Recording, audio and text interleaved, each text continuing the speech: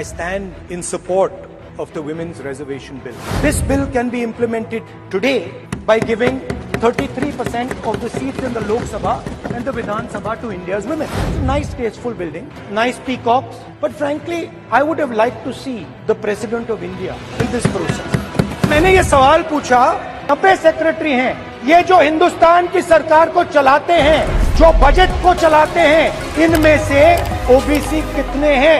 नरेंद्र मोदी जी प्रधानमंत्री हैं, ओबीसी के लिए काम करते हैं। मैंने ये सवाल पूछा, मैं आपको जवाब देना चाहता हूं। हिंदुस्तान के सेक्रेटरीज 90 में से सिर्फ 3 ओबीसी से हैं। तो सवाल उठता है कि इस देश में कितने ओबीसी हैं, कितने दलित हैं, कितने आदिवासी हैं, और उस सवाल का जवाब सिर्फ कास्ट सेंसस से मिल सकता है। ये जो लिस्ट है, ये ओबीसी समाज का अपमान है। 90 लोग हिंदुस्तान के सेक्रेटरी हैं, उनमें से 3 लोग ओबीसी समाज के हैं, 5% बजट को कंट्रोल करते हैं। जल्दी से जल्दी जो हमने कास्ट सेंसस किया था, उसका डेटा आप रिलीज कीजिए, और अगर आप नहीं करेंगे तो हम कर डालेंगे। जो और डिटेल्स QR कोड पे भी दिए गए हैं, उसको लेकर के अपने यहाँ अपनी टीम्स को शेयर कर रहे हैं। अच्छा, ये मुझे भाषिणी के बारे में थोड़ा बता दीजिए। भाषिणी एक टूल है जिसके तहत आप सभी भाषाओं में बातचीत कर सकते हैं। जैसे फॉर एग्जांपल हमारा देश एक डाइवर्स कंट्री है, 22 लैंग्वेज हैं। मैं तमिलनाडु में जाता हूँ, मुझे तमिल नहीं आती है, तो मैं वहाँ के किसी तमिल हिंदी न जानने वाले से कैसे बात करूँ? हाँ। तो ये हमने एक भाषिणी ऐप बनाया है जिसमें स्पीच टू स्पीच ट्रांसलेशन होता है, स्पीच टू टेक्स्ट होता है। तो मैं हिंदी में बोलूँगा और सामने वाला बंदा तमिल में सुनेगा, वो तमिल में बोलेगा, मैं हिंदी में सुनूंगा।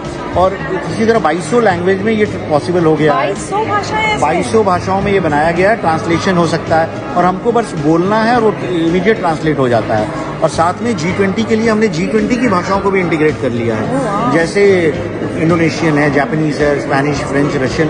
तो बहुत सारे डेलीगेट्स आज आए जिन्होंने इसको एक्सपीरियंस किया कि हमारे पत्रकार हिंदी में बात कर रहे थे, वो जापानी में बात कर रहे थे और आपस में संवाद हो रहा था। इसके अलावा जो एक जुगलबंदी ऐप बनाया गया, इसमें देखिए वो रशियन में उसने सवाल पूछा वॉइस पे, और G20 के बारे में उसको रशियन में जवाब मिल गया। तो ये ऐप है जो व्हाट्सएप पे चलता है। आपको बस एक वॉइस नोट भेजना है कि G20 के प्रमुख डिसीजंस क्या हैं, और आपको मिल जाएगा। आप पूछना चाहो तो गुजराती, मराठी, इंडियन लैंग्वेज में पूछो या किसी भी G20 लैंग्वेज में पूछो। तो ये ऐप एंड्रॉइड और iOS दोनों पर है? ये व्हाट्सएप पे है, एक व्हाट्सएप का नंबर है। हाँ। उस पे आप वॉइस नोट भेजना है, उसके ऊपर चल जाता है। टेलीग्राम पे है, टेलीग्राम पे आप वॉइस नोट भेजिए और वॉइस पे जवाब मिल जाता है।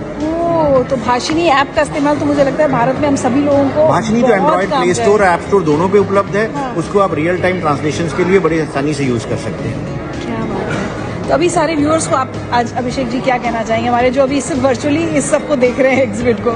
मैं बस यही कहना चाहूंगा कि जो G20 का थीम है, 1 वर्थ, 1 फैमिली, 1 फ्यूचर, और अगर हमको पूरे दुनिया को जोड़ना है तो डिजिटल टेक्नोलॉजीज इसमें एक अहम रोल प्ले करेंगी टू यूनाइट द वर्ल्ड। और जैसे हम कहते हैं ग्लोबल विलेज, तो अगर हमको 1 अर्थ, 1 फैमिली और 1 फ्यूचर को चरितार्थ करना है तो digital transformation projects will play a big role in helping to achieve this. और इसमें बहुत इंपॉर्टेंट बात है कि भारत इसमें बहुत एक लीडर वाला रोल फॉलो कर रहा है, ना कि फॉलोअर वाला। नहीं, इसमें इनफैक्ट सारे दुनिया के लोग जानते हैं कि हमारे यहाँ जैसे फॉर एग्जांपल कोविड का वैक्सीनेशन हुआ, तो डिजिटल हुआ पूरा, सारे लोगों को सर्टिफिकेट्स मिल गए। और अगर हम नहीं करते तो 100 करोड़ के देश में लोगों को याद दिलाना कि कौन सा वैक्सीन लिया था, कोविशील्ड लिया था, कोवैक्सीन लिया था, अगला डोज 28 दिन के बाद लेना है कि 84 दिन के बाद लेना है, लोग भूल जाते। हमें याद नहीं रहता पिछले हफ्ते मैंने कौन सी एंटीबायोटिक खाई थी और कितनी खुराक खानी है। तो वो डिजिटल होने की वजह से वो संभव हो पाया। तो अब उसको हम यूनिवर्सल वैक्सीनेशन प्लेटफॉर्म बना रहे हैं कि बच्चों को जो BCG, पोलियो, टेटनस, DPT और मीजल्स, रूबेला के टीके दिए जाते हैं, उसका भी डिजिटल रिकॉर्ड बन जाए।